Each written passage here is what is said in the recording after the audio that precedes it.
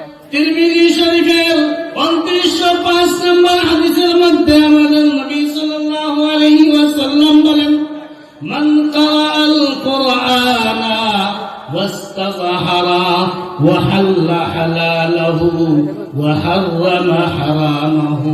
যারা দুনিয়ার মুখে কোরআন শরীফ পড়ে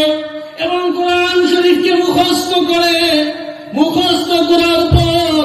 কোরআনের হালালকে হালাল মানে,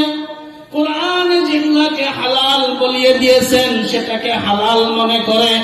কোরআন শরীফে যেই বস্তুগুলোকে হারাম করে দিয়েছেন সেটাকে হারাম মনে করে, আমার আল্লাহ রাব্বুল আলামিন বলেন,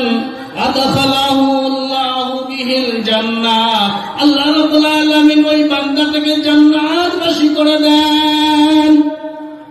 আল্লাহ তাকে জান্নাতবাসী করে দিয়ে বলে, এতটুকুই শেষ না, এতটুকুই শেষ না,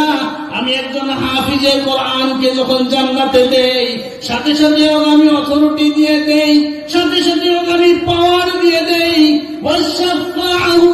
ফি আশরাতিন মিন আহলিহি কুল্লুহুম কাদ ওয়াজাবাত লাহুম নার।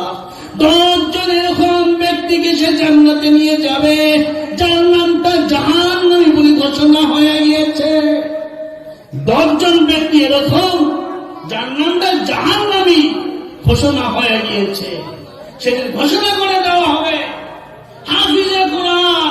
তার চাচা আব্দুল্লাহ জাহান্নামী, তার মামা আব্দুল জব্বার জাহান্নামী,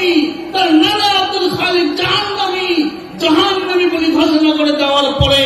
সেই হাফিজে কোরআনকে পাওয়ার দেওয়া হবে, যাও যাও তুমি জান্নাতে চলে যাও, আর তোমার সঙ্গে এরকম ১০ জন ব্যক্তিকে নিয়ে যাও যার নামটা নাকি জাহান্নামের মধ্যে লিখে দেওয়া